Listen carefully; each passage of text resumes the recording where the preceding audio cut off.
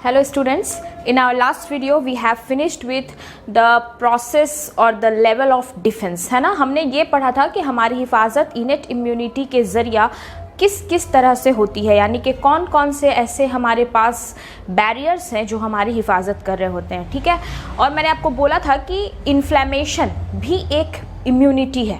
Inflammation हो जाना, आपके बॉडी में सूजन होना या कहीं पर एडेमा हो जाना, वो भी एक तरह की इम्यूनिटी ही प्रोवाइड करता है और इसके बारे में आज हम लोग बात करेंगे, ठीक है।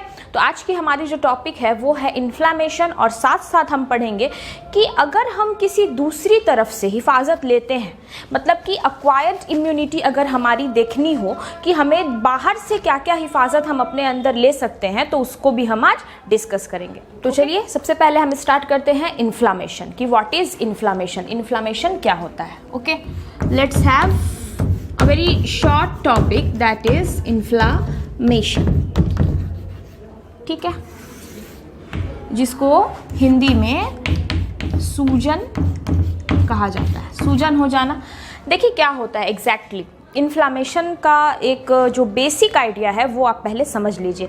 मान लीजिए हम लोगों का कोई टिश्यू, कोई उत्तक, हमारे शरीर का कोई भाग डैमेज हो जाता है, ठीक है। थोड़ी देर के बाद वहाँ पर एक सूजन हो जाती है ना, वहाँ पे एक सूजन देखी जाती है। तो एग्जैक्टली ये क्या होता है, किस तरह से ये होता है। सूजन होने का मतलब होता है कि वहाँ पर हमारे उस एरिया पर कुछ एंटीबॉडीज़ आकर जमा हो गई। एंटीबॉडीज़ का मतलब होता है आपका सोल्जर, जो आपके उस सेल को किसी भी रोग कारक से बचाएगा जहां पर आपको चोट लगी है, ठीक है। सवाल दिमाग में कि वहां पर एंटीबॉडीज़ आकर जमा कैसे हुई, ये आ रहा होगा माइंड में। तो एंटीबॉडीज़ जमा होती हैं हमारे ब्लड के ज़रिए आकर। ब्लड की स्पीड वहाँ पर बढ़ाई जाती है और तेज़ी से वहाँ पर एंटीबॉडीज़ जमा होती हैं।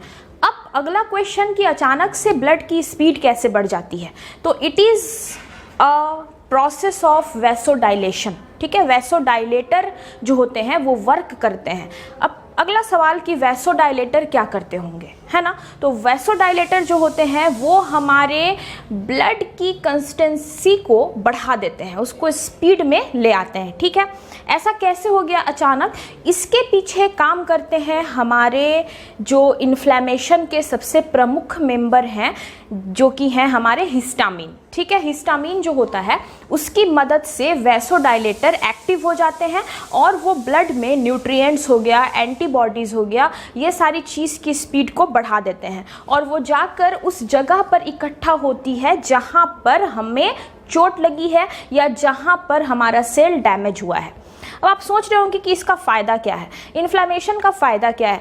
तो इसका फ़ायदा ये है कि जिस जगह पर आपको चोट लगी, आपका जो सेल डेड हुआ, वो सेल डैमेज है, वो अपनी हिफाजत नहीं कर सकता है। तो उस वक्त कोई भी बाहर का रोग कारक उस सेल पर हमला कर सकता है, उस पर अटैक कर सकता है। तो उस सेल को बचाने के लिए वहाँ पर एंटीबॉडीज़ को लाकर रखा गया, जिससे भीड़ हो गई, उस जगह पे थोड़ी भीड़ बढ़ गई और वहाँ पर हो गई स्वेलिंग, सूजन हो गया। अब जाहिर सी बात है, एक सरफेस प्लेन है, वहाँ का नॉर्मल सरफेस है, अचानक से उस सरफेस पर कुछ ज़्यादा भीड़ लग जाती है, कुछ चीज़ें आ जाती हैं, तो इकट्ठा हो जाता है एक जगह पर, तो वो सरफेस थोड़ा उठ जाएगा, ठीक है। मैं बॉडी के स्किन की बात कर रही हूँ। एक ही जगह पर अगर कुछ क्लस्टर हो गया तो वहाँ का स्किन उठ जाएगा और उसी उठे हुए रचना को, उसी सूजन जैसी दिखने वाली रचना को हम क्या कहते हैं, इन्फ्लामेशन। तो इन्फ्लामेशन का मकसद कि इन्फ्लामेशन इसीलिए होता है ताकि एंटीबॉडीज़ वहाँ पर उस डैमेज सेल के पास आ जाएं और उसकी हिफाजत करने लगे, क्योंकि वो सेल उस वक्त खुद की हिफाजत नहीं कर पाता है, ठीक है। तो हम देखते हैं कि किस तरह से होता है इन्फ्लामेशन, क्या है इसकी डेफिनेशन और प्रोसेस, ठीक है। Let's have a look on inflammation.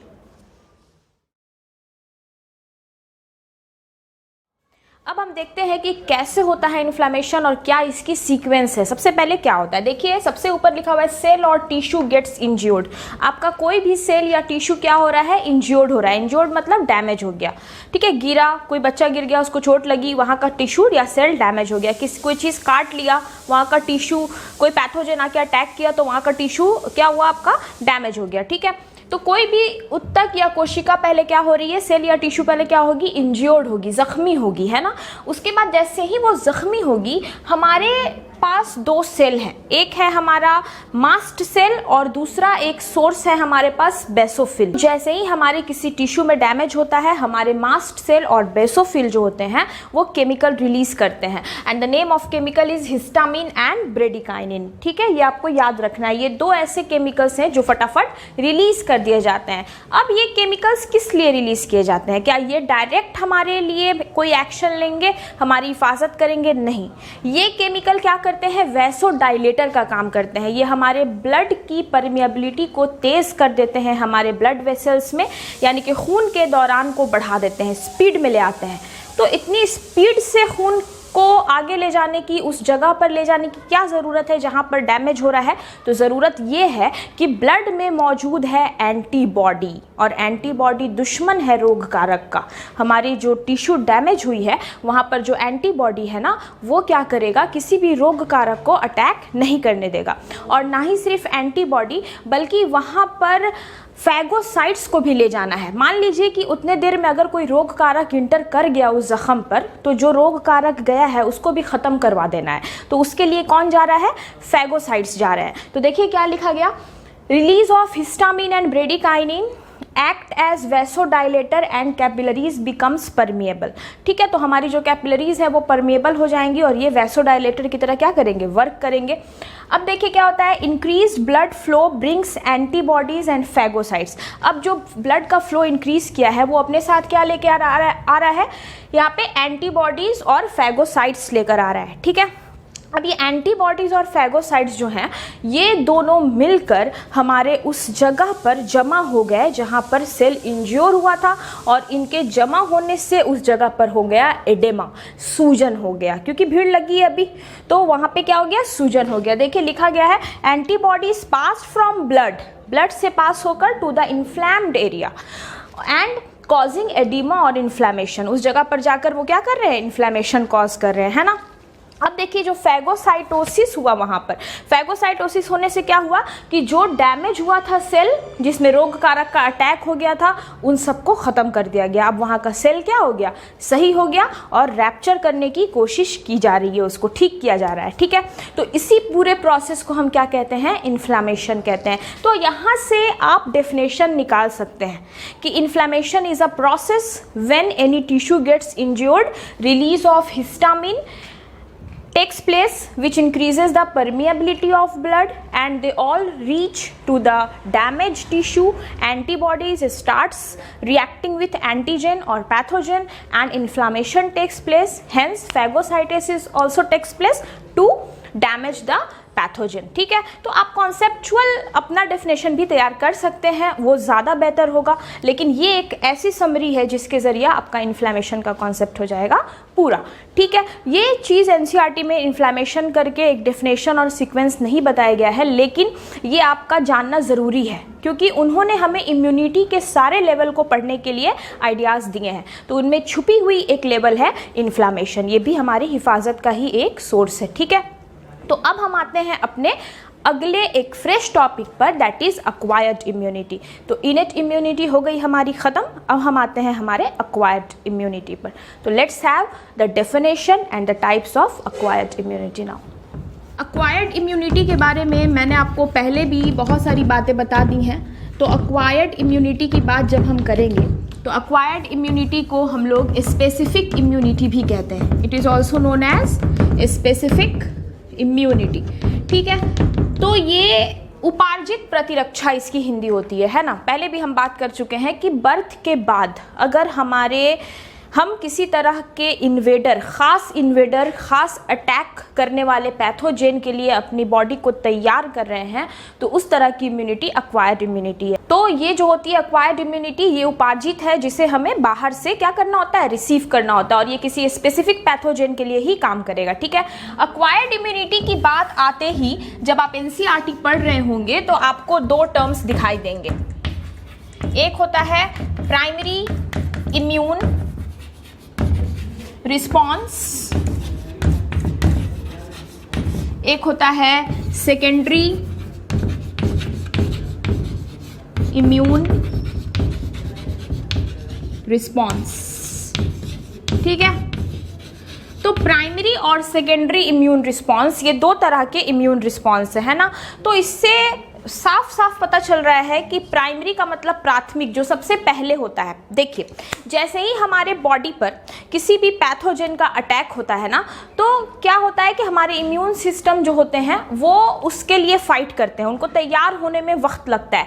तो पहले अटैक पर हमारे प्रतिरक्षा की जो पहली प्रक्रिया होगी उस पैथोजन को लेकर, जो काफ़ी स्लो होगी, कमज़ोर होगी, लड़ने की क्षमता कमज़ोर होगी और काफ़ी वक्त लगेगा इम्यून को वर्क करने के लिए, तो इसको हम कहते हैं प्राइमरी रिस्पॉन्स। ठीक है, लेकिन जैसे ही एक बार अगर आपका इम्यून सिस्टम उससे लड़ लेता है तो दोबारा वो तैयार रहता है। दोबारा से फिर अगर उसी पैथोजन का अटैक होता है और काफ़ी तेज़ी से हमारा इम्यून सिस्टम उससे लड़ लेता है और हमें सेफ कर देता है, तो it is known as secondary response. ठीक है, तो प्राइमरी रिस्पॉन्स जो होता है ये स्लो है, ये थोड़ा कमज़ोर है और ये पहली बार अटैक होने पर एक्टिव होता है। ठीक है, अगर पहली बार आपके साथ कोई डैमेज हो रहा है, कोई ट्रिक हो रही है या फिर कोई ऐसा प्रॉब्लम हो रहा है, तो आप उसको समझते समझते थोड़ा वक्त लग जाता है ना। लेकिन सेकेंड टाइम आप उस तरह की प्रॉब्लम को फेस करने के लिए क्या होते हैं, रेडी हो जाते हैं, है ना। आप क्या होते हैं, रेडी होते हैं ताकि आप उस प्रॉब्लम से फाइट कर सके। तो ठीक उसी तरह से फर्स्ट पैथोजन के अटैक पर हमारा प्रतिरक्षा तंत्र अपनी जो संवेदनशीलता दिखाएगा, जो अपनी इम्यूनिटी दिखाएगा, उसको हम कहते हैं प्राइमरी इम्यून रिस्पॉन्स। और दोबारा हमारा इम्यून सिस्टम रेडी है ताकि वो फास्ट एक्शन ले सके, तो उसको हम कहते हैं सेकेंडरी इम्यून रिस्पॉन्स। तो अब देखते हैं इन दोनों की डेफिनेशन क्या है। तो ऐसा इम्यून रिस्पॉन्स जो किसी पैथोजन के फर्स्ट अटैक पर डेवलप हो, it is known as primary response. और जस्ट अगर ये दोबारा हो रहा है सेम पैथोजन का अटैक, तब जो रिस्पॉन्स होता है that is known as secondary immune response. तुम क्या लिख सकते हैं, the response due to second attack of same pathogen. अगर वही पैथोजन जो आपके बॉडी पर पहले अटैक कर चुका है, ये याद रखना है, वही पैथोजन दोबारा अटैक कर रहा है, तो हम इसको क्या कहेंगे, सेकेंडरी इम्यून रिस्पॉन्स। क्योंकि एक बार अटैक होने पर ही दोबारा सेकेंडरी इम्यून रिस्पॉन्स जो होगी एक्टिव होगी उसी पैथोजन को लेकर, है ना। तो second attack of same pathogen in body. ठीक है, अगर हमारे बॉडी में वही पैथोजन जो पहली बार अटैक किया था दोबारा अटैक करता है, तो उससे जो रिस्पॉन्स उठती है that response is known as secondary immune response. अब ये जो है वो क्या है, हमारा जो प्राइमरी इम्यून रिस्पॉन्स क्या है, आप यहाँ पे एक और चीज़ लिख सकते हैं, it is slow and feeble. ये थोड़ा धीमा होता है, थोड़ा वक्त लगता है हमें उसके लिए लड़ने के लिए, रेडी करने में खुद को, और ये कमज़ोर भी होता है। ठीक है, लेकिन ये क्या होता है, रैपिड एंड स्ट्रॉन्ग। ठीक है, ये जो इम्यून रिस्पॉन्स होगा ये काफ़ी तेज़ होगा, काफ़ी एक्टिव होगा और साथ ही साथ काफ़ी स्ट्रॉन्ग होगा ताकि ये फाइट भी कर सके। तो इस तरह से primary and secondary immune response के बारे में आपको याद रखना होता है। ठीक है, तो अब थोड़ी सी बात कर लेते हैं यहाँ पर एक और टर्म के बारे में कि ये दोनों रिस्पॉन्स कैसे डेवलप हो जाता है, क्या फ़र्क कैसे आ गया। तो ये फ़र्क आता है क्योंकि हम इम्यूनिटी के लिए कुछ ना कुछ इस्तेमाल कर लेते हैं। पहली बार हमें बीमारी हुई, हमें उसका आइडिया नहीं है और हमने क्या किया कि हमने फ़ाइट करने के लिए धीरे धीरे रिस्पॉन्स लिया, फिर हमने मेडिसिन लिया या हमने वैक्सीनेशन करा ली, हमने इंजेक्शन ले लिया, तो हमारी वो बॉडी, वो सिस्टम जो है वो रेडी हो चुका कि हाँ अब अगर सेकेंड टाइम वो पैथोजन आता है तो वो फटाक से एंटीबॉडी बना लेते हैं। तो यहाँ पर मेन कमाल होता है एंटीबॉडी का। ये प्राइमरी और सेकेंडरी इम्यून रिस्पॉन्स के बीच की जो सबसे इंपॉर्टेंट लिंक है वो है एंटीबॉडी। एनसीईआरटी में प्राइमरी और सेकेंडरी इम्यून रिस्पॉन्स के बाद सीधा टॉपिक आपको एंटीबॉडीज़ इसीलिए पढ़ाया गया क्योंकि एंटीबॉडी को एक्टिव कर देते हैं। प्राइमरी रिस्पॉन्स के वक्त एंटीबॉडी एक्टिव नहीं है, टाइम लग रहा है उसको एक्टिव होने में। एक बार वो एक्टिव हो गया पैथोजन के खिलाफ तो दूसरी बार के अटैक पर ऑलरेडी बना हुआ है, वो रेडी है, तो वो तुरंत क्या करेगा, अटैक करेगा। इसीलिए अगली टॉपिक एंटीबॉडीज़ है। लेकिन यहाँ पर हम आपको रोकेंगे, हम चलते हैं कि कैटेगरी यानी कि एक्वायर्ड इम्यूनिटी हमारे बॉडी में किस तरह से डेवलप है। जैसे मैंने आपको बताया था कि इनेट इम्यूनिटी हमारे बॉडी में 4 लेवल में क्या है, फिक्स है, ठीक है, physical level, physiological level, cellular level and all that. ठीक उसी तरह से हमारे बॉडी में हमारी एक्वायर्ड इम्यूनिटी के लिए कौन सी 2 जगह है, तो वो 2 जगह अब हम देखते हैं कि क्या कैटेगरी है एक्वायर्ड इम्यूनिटी की। ठीक है, तो let's have a look. Immunity देखिए, यहाँ पे मैंने आपको बोला था कि एक्वायर्ड इम्यूनिटी जो आपकी उपार्जित प्रतिरक्षा है वो 2 तरह से ही काम कर सकती है। एक ह्यूमरल इम्यूनिटी, ह्यूमरल इम्यूनिटी का मतलब ब्लड में कुछ डेवलप हो जाना, कुछ को मैं चेंज कर देती हूँ एंटीबॉडी से। आपके ब्लड में ही एंटीबॉडी अगर डेवलप हो जाए तो वो आपकी प्रतिरक्षा को मजबूत कर देगी, है ना। तो ब्लड में एंटीबॉडी डेवलप होना वो क्या कहलाता है, हमारा ह्यूमरल इम्यूनिटी। ह्यूमरल जो है वर्ड यहाँ पे, it is related with humour and it is fluid. Humour का मतलब क्या होता है, ब्लड या फिर टिश्यू फ्लूइड, है ना। तो आपके ब्लड में ही आपकी प्रतिरक्षा के लिए एंटीबॉडी बनाया जा रहा है। एंटीबॉडी की खासियत ये है कि वो पैथोजन से लड़ लेता है, रोग कारक से लड़ लेता है। तो चलो हमारे ब्लड में ही एक ऐसी चीज बना दी जा रही है जो हमारे पैथोजन से लड़ रहा है, तो उसको हम क्या कहेंगे, ह्यूमरल इम्यूनिटी। ठीक है, ये आप में पहले से नहीं था, आप में बनाया गया, ठीक है, डेवलप किया गया, इसीलिए हम इसको किस में रख रहे हैं, उपार्जित प्रतिरक्षा यानी कि एक्वायर्ड इम्यूनिटी में। दूसरा है सेल मेडिएटेड इम्यूनिटी। ठीक है, it is mediated. Cell mediated immunity का मतलब होता है कि आपके जो सेल्स है ना, वो सेल में ही पावर डेवलप कर दी जाएगी ताकि वो किसी पैथोजन से क्या करे, लड़ सके। तो सेल में ही पावर डेवलप करना ताकि वो पैथोजन से लड़ ले, इसको हम क्या कहते हैं, सेल मेडिएटेड इम्यूनिटी। तो देखिए यहाँ पे क्या क्या डिफरेंसेस हैं इसमें। सबसे पहले हम बात करते हैं ह्यूमरल इम्यूनिटी और सेल मेडिएटेड इम्यूनिटी के बीच के डिफरेंस की। सबसे पहला है इन्वॉल्व बॉडी पार्ट। कौन सा बॉडी का वो हिस्सा है जहां पर हमारे ह्यूमरल इम्यूनिटी इन्वॉल्व है, मतलब पाए जाते हैं, और जहां पर सेल मेडिएटेड इम्यूनिटी पाई जाती है। तो ह्यूमरल इम्यूनिटी किस में होगी, सिर्फ और सिर्फ एंटीबॉडीज में होगी। याद रखना है, ह्यूमरल इम्यूनिटी किस में होगी, एंटीबॉडी में होगी। और एंटीबॉडी कहाँ है, हमारे ब्लड में तैर रहे हैं, हमारे ब्लड में उनको बनाया गया, they are swimming in our blood. ठीक है, लेकिन सेल मेडिएटेड इम्यूनिटी कहाँ होगी, ये टी सेल्स में होती है।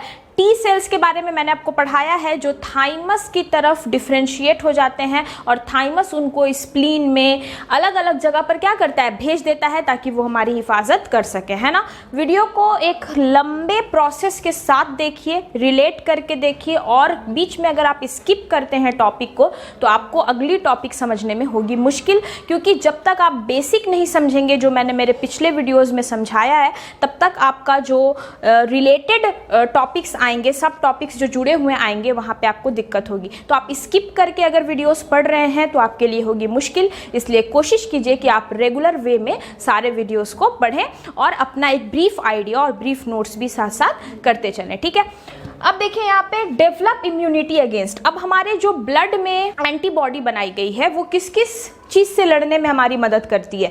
तो जो ह्यूमरल इम्यूनिटी है, इससे हम बैक्टीरिया और वायरल इन्फेक्शन से बच सकते हैं। ठीक है, लेकिन हमारी जो सेल मेडिएटेड इम्यूनिटी है, इससे हम हर तरह के पैथोजन से लड़ सकते हैं। ठीक है, क्यों हर तरह के पैथोजन से लड़ सकते हैं, ये आपको तब पता चलेगा जब मैं सेल मेडिएटेड इम्यूनिटी को डिटेल्ड में पढ़ाऊंगी। जब ह्यूमरल इम्यूनिटी में जो मेन चीज़ है एंटीबॉडी, आपकी अगली वीडियो किस पर बनने वाली है, एंटीबॉडीज़ पर बनने वाली है कि कितने तरह के एंटीबॉडीज़ हैं ब्लड में, एंटीबॉडीज़ देखने में कैसे होते हैं, एंटीबॉडीज़ का डायग्राम क्या है ना, एंटीबॉडीज़ का काम क्या है। तो ये सारी चीज़ होने के बाद हम फिर किस पर आएंगे, सेल मेडिएटेड इम्यूनिटी पर आएंगे। ठीक है, तो देखिए अभी बेसिक डिफरेंस बस। डिफेंस अगेंस्ट कैंसर, क्या हमारी एंटीबॉडी हमें कैंसर से हिफाजत दे सकती है, डिफेंस हमारा कर सकती है, नहीं। तो ये कैंसर को लेकर कोई भी काम हमारे लिए नहीं करेंगे, लेकिन सेल मेडिएटेड इम्यूनिटी जो है ये कैंसर के से भी हमें बचा सकती है, कैंसर से भी लड़ सकती है। ठीक है, कैसे, ये जब डिटेलिंग होगी तो आप देखेंगे। उसके बाद आते हैं ग्राफ्ट और ट्रांसप्लांट में हिस्सा लेते हैं कि नहीं ह्यूमरल इम्यूनिटी।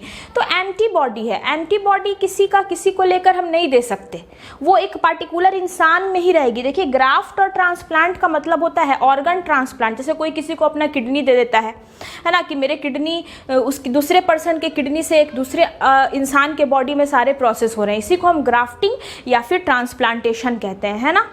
हार्ट डोनेट करना, किडनी डोनेट करना, तो ये चीज़ ह्यूमरल इम्यूनिटी के साथ नहीं है। आप ह्यूमरल इम्यूनिटी के अकॉर्डिंग कोई भी चीज़ को अपने बॉडी से निकाल कर किसी दूसरे को नहीं दे सकते। लेकिन सेल मेडिएटेड इम्यूनिटी जो है ये ग्राफ्टिंग में बिलीव करता है, यानी कि सेल मेडिएटेड इम्यूनिटी की बात होगी जैसे bone marrow transplantation, bone marrow को ट्रांसप्लांट किया जाता है ना, तो बोन मैरो हम दे सकते हैं, ना कि ब्लड में एंटीबॉडी निकालकर किसी और को दे सकते हैं, ऐसा नहीं होता है। ठीक है, तो बोन मैरो का ट्रांसप्लांटेशन आपने जाना, तो ये क्या हो गया, सेल मेडिएटेड इम्यूनिटी हो गई।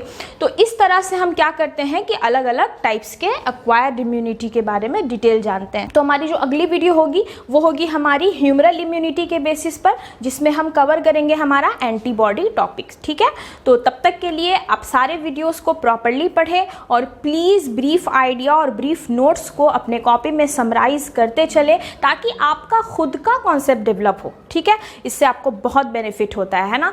तो okay, we will see you soon, till then please take care and be happy.